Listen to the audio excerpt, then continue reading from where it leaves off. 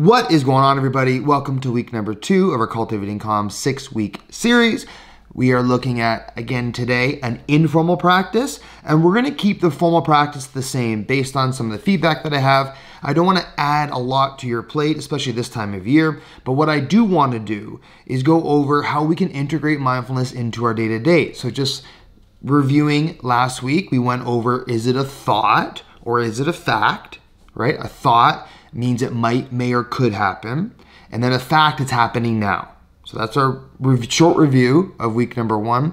Week number 2, we're looking at how to integrate mindfulness into your day-to-day with more labeling systems. Remember, labels are our friends.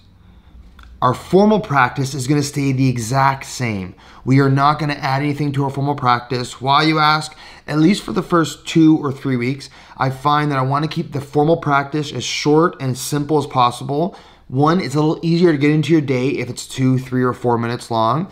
And I want you to have time to start integrating this into a regular routine for you. So if that's as soon as you wake up, that's what I recommend. Press play. If it's before you go to bed, that's cool. Press play. If you find it's better before you go to work to do it or after, as soon as you get home, whatever's best for you. Personally, I find that starting your day with a short practice like provided in the week before, our 2-minute exercise, we're breathing in for that 1, 2, 3, 4. We're breathing out 2, 3, 4. Now remember, you do not need to press play and do the formal guided practice as it's in the video. If you already have a meditation practice or you want to do your own counting, very easy. Close your eyes, start the day with that breathing in for that 1, 2, 3, 4, out 2, 3, 4. Do that cycle anywhere from 3 to 10 times. Start your day with that.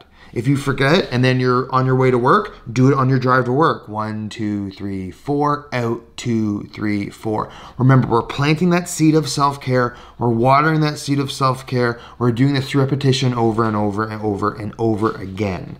So this week's informal practice, to me, resonates extremely close to my heart because I've been using it extensively through COVID. I actually came up with it right before COVID. I was getting ready for a workshop or presentation, and I found that I was incredibly nervous for this presentation.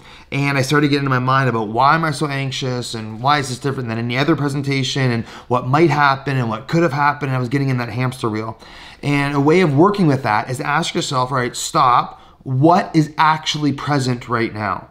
So just ask yourself that. Think of the last time that you were nervous, worried, anxious, frustrated, mad, or upset. And I want you to ask yourself, all right, what is present?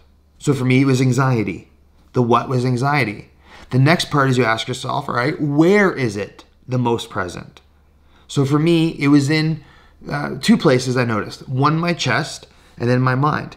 My mind in the form of thought, future, but my chest in the form of anxiety, kind of feeling it in here, a little tense and tight and pulsating.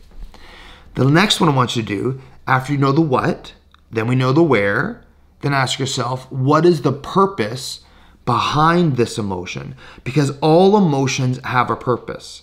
Every single emotion that we have a purpose. And for me, this anxiety was there to make sure I was prepared and ready for my workshop.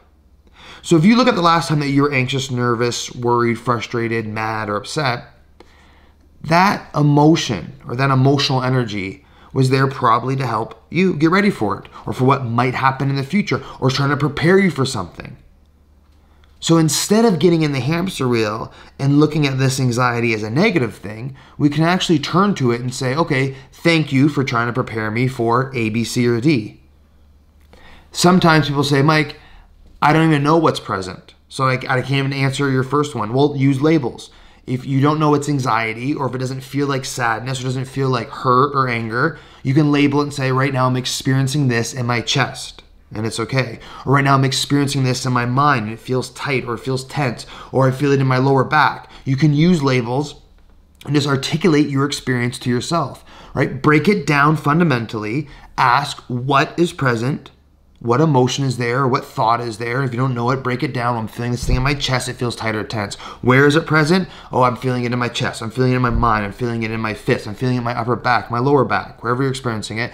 What is the purpose behind it? Is it there to protect you, prepare you for something, help you get ready? If you even don't know what the third part is, like what's the purpose, you can say what is present and where is it present. Start there, do that on repeat. Labels are our friends. The more you label, the better your brain gets at identifying what is actually there in real time. So that is our homework this week. Again, I'm trying to do it nice and simple and short. We are doing what is present, where is it present, what's the purpose. That's the informal practice I would like you to integrate throughout your day. So again, how do we do that? Well, the next time that you're caught in anxiousness or worry or you're stuck in the future, break it down, ask yourself what is present, all right? Where is it present and what is the purpose? I'm going to attach a short guided version of this practice, which is actually a formal practice for it. So I'm going to add that in the link below. And then we're going to stay with the 2-minute breath exercise just to make sure that you can get comfortable with it, because we're going to be using the breath and coming back to the breath quite a bit. So a kind reminder, if you find that you're doing that breathing exercise, your mind's going off, do not get mad at yourself for your mind wandering. Do not get mad at yourself for your mind having thoughts. We notice that thought and we come back to the present moment. The stronger and the more reps you do with that, the better your brain gets at being present more often. Cool beans? Beautiful. Talk to you soon. Again, if anything comes up, keep the messages coming. Hit me up at mindfulmike.ca or DM me at mindfulmassey, M-A-S-S-E. Have a beautiful day. Talk to you soon. Bye for now.